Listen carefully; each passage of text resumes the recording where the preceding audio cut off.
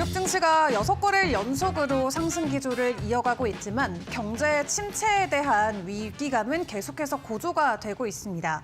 오늘 발표됐던 주요 경제 지표들을 통해서도 함께 체크를 해볼 수가 있었는데요. 소비 심리나 고용 시장뿐만 아니라 무역 쪽에 대한 데이터까지 지속적으로 악화와 관련된 방향성을 시사하고 있는데 이 컨퍼런스 보드가 발표한 소비자 심리 지수부터 체크를 해보도록 하겠습니다. 일단 CB의 컨퍼런스 보드 소비자 신뢰 지수 체크를 해보시면 86이 집계가 됐습니다. 이는 20년 팬데믹 초기 이후 최저치를 보이는 수치고요. 5개월 연속 하락으로 글로벌 금융위기 이후 가장 긴 감소세가 이어지고 있는 상황입니다.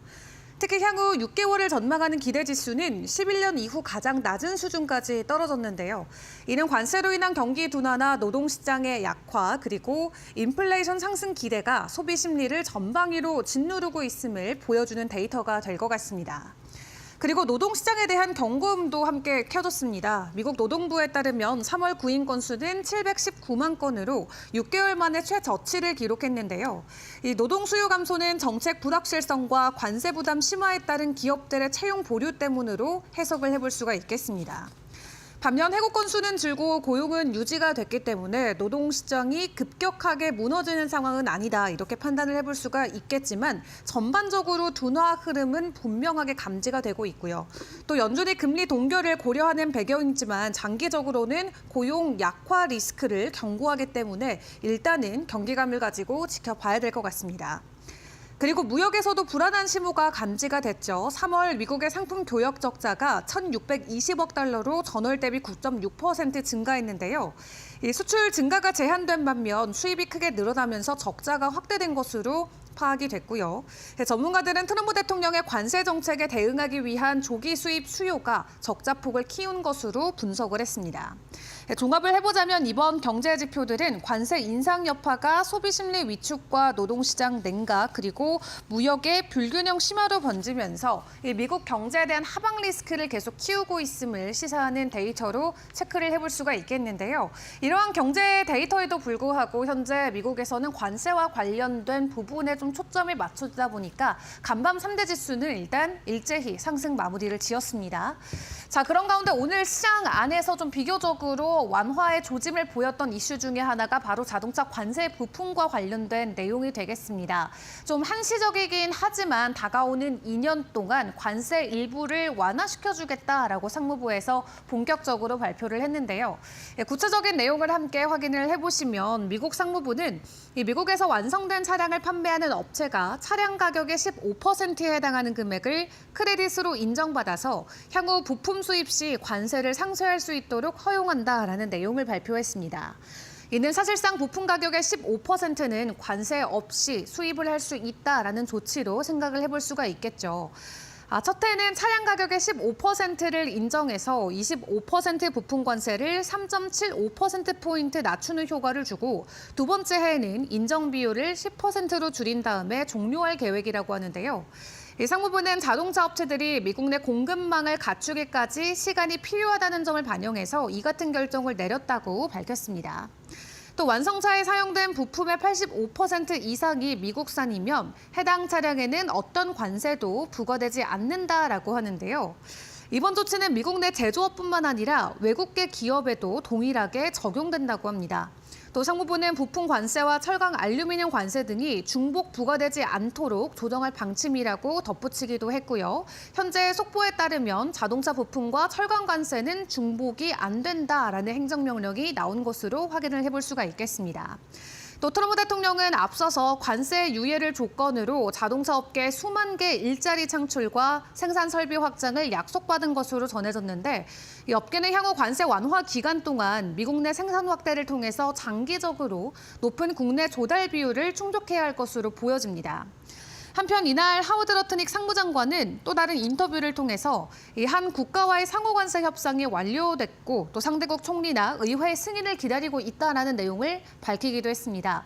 해당 국가가 어딘지 국가명을 공개하진 않았고요. 다만 추가적인 관세 협상 진전이 임박해 있음을 긍정적으로 시사했습니다. 일단 이번 자동차 부품 관세 완화와 관련해서는 당장의 제조업체들의 부담을 줄여줄 것으로 보여집니다. 뿐만 아니라 앞으로 미국 내 투자와 고용을 유도하려는 정책적 의도가 분명히 보이고 있는 상황인데요. 다만 일시적인 조치로 보여지고 있기 때문에 이 큰 폭의 가격 상승으로 바로 연결되지 않을 수 있다는 부분은 주의를 해보시는 게 좋을 것 같습니다. 자, 그 가운데 관세와 관련해서 또 간밤 뜨거웠던 이슈 중에 하나는 아마존 쪽의 소식이었습니다. 아마존이 본인의 웹사이트를 통해서 관세로 인해서 상품의 가격이 얼만큼 차이가 나는지를 직접 명시하는 부분을 고려했다는 소식이 한 언론을 통해서 보도가 됐는데요. 다만 백악관 쪽에서 부정적으로 이야기를 하고 강하게 반발하자 결국 해당 내용을 철회했습니다. 아마존은 상명을 통해서 초저가 상품을 판매하는 아마존 홀, 이 스토어 운영팀이 일부 제품의 수입 비용을 표시하는 아이디어를 검토했지만 주요 사이트에 적용하거나 실제로 실행할 계획은 없다라면서 관세 표기 방침을 공식 백지화했습니다. 이에 백악관은 적대적이고 정치적인 행위다라고 아마존을 바로 비판을 했고요. 트럼프 대통령 같은 경우도 이 아마존 창업자인 제프 베이조스에게 직접 전화를 해서 불만을 전달한 것으로 알려졌습니다. 백악관 대변인 같은 경우는 브리핑에서 아마존을 강하게 비판했었죠.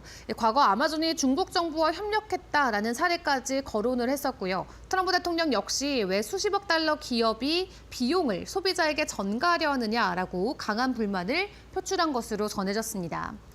이번 논란은 아마존과 트럼프 행정부 간의 긴장 관계를 다시 한번 재차 부각시켰는데요. 아마존은 올해 초 이 트럼프 대통령의 취임식에 기부도 하고 공식 행사에 참석하기도 했지만 이 고율 관세 정책이 아마존의 중국산 제품 사업에 직접적인 타격을 줄 수 있다라는 점에서 갈등이 다시 한번 수면 위로 떠오르고 있는 것으로 보여집니다. 아마존 같은 경우 작년 11월부터 개설해서 운영 중인 아마존 홀스토어가 있는데 이 해당 스토어는 중국의 저가 상품 플랫폼인 테무나 쉬인을 겨냥한 쇼핑몰로 20달러 이하의 초저가 상품을 판매하고 있는 플랫폼으로 알려져 있는데요. 일단 경쟁 업체인 테무 같은 경우는 최근에 미국의 관세 부과에 대응해서 지난 주말부터 145% 추가적으로 상품 가격을 올린 바가 있습니다. 덕분에 미국 안에 있는 유통 플랫폼들이 추가적인 수혜를 받을 수 있다라는 기대감이 떠오르고 있는 가운데 오늘 해당 이슈가 시장 안에서는 큰 화제가 되기도 했습니다. 자, 그런 가운데 오늘도 추가적으로 주가 상승을 만들어낸 테슬라 같은 경우는 좀 부정적인 리포트를 받아들였습니다. 레드본에서 테슬라 목표 주가를 올해 추가적으로 하향 조정하면서 주가가 현재 수준보다도 44%는 하락할 수 있다라는 가능성을 제기를 했습니다. 최근에 긍정적인 월가의 평가가 잇따르곤 있었지만 레드본 같은 경우는 테슬라의 목표 주가를 160달러로 제시를 하면서 전기차의 가격 하락이나 미국과 멕시코 그리고 중국과 유럽 간의 관세 압박 등 여러 가지 외부 요인 때문에 앞으로 1년 동안 테슬라의 물량 감소가 이어질 수 있다라고 전망을 했습니다. 뿐만 아니라 미국 인플레이션 감축법 전기차 세금 혜택의 철회 가능성도 하방 리스크로 지목하기도 했고요. 테슬라의 올해 주당 순이익이나 잉여 현금 흐름 전망도 월가 평균치보다 약 10% 낮게 제시를 했습니다. 특히 판매 확대를 노리고 있는 모델 Y의 리프레시 버전인 주니퍼와 또 6월 출시 예정인 저가형 신모델도 기대만큼은 수요를 끌어올리기 어렵다라는 전망을 내놨는데 그런 가운데 테슬라 이사회 멤버이자 에어비앤비의 공동 창업자인 조 게비아 같은 경우는 최근에 테슬라 주식 4,000주를 매입한 게 확인이 됐습니다. SEC 공시에 따르면 게비아는 주당 256달러의 주식을 매입한 것으로 체크가 됐고요. 이번 주식 매입은 테슬라가 6월 로보택시 출시를 앞두고 있는 상황에서 이루어져서 시장의 주목을 받고 있습니다.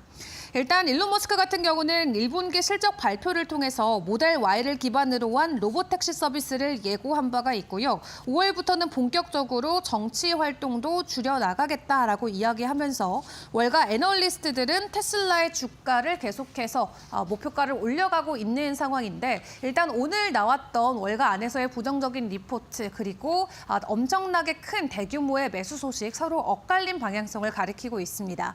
일단 6월에 공개되는 로보택시가 그에 대한 이 키포인트가 될 것 같은데 당분간의 변동성은 계속해서 나올 수가 있기 때문에 주의를 해보시는 게 좋겠습니다. 마지막으로 암호화폐 시장 상황도 점검을 해보도록 할 텐데요. 간밤 비트코인 추가적인 가격 반등을 보여주면서 95,000달러 다시 한번 안착을 해냈습니다. 그 가운데 전해진 소식은 이 트럼프 타워 두바이에서 이제 부동산 구매 암호화폐 결제를 허용하겠다라는 내용입니다.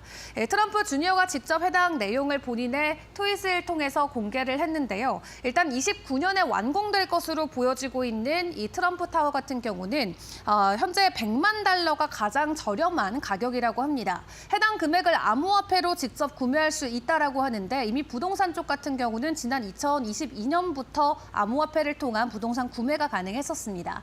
다만 실제적인 사례가 많이 쌓이고 있지는 않은 상황이었는데 이 트럼프 일가를 통해서 부동산 쪽에서도 암호화폐 사용 사례가 증가되게 된다면 개별 가격의 상승까지도 이어질 수 있기 때문에 일단 완공 시기까지 함께 기다려 보시고 당분간 나올 수 있는 암호화폐 시장 안의 변동성에도 주목을 해보시는 게 좋을 것 같습니다. 지금까지 주요 외신 헤드라인 함께 확인해봤습니다. 머스노 5 시간이었습니다.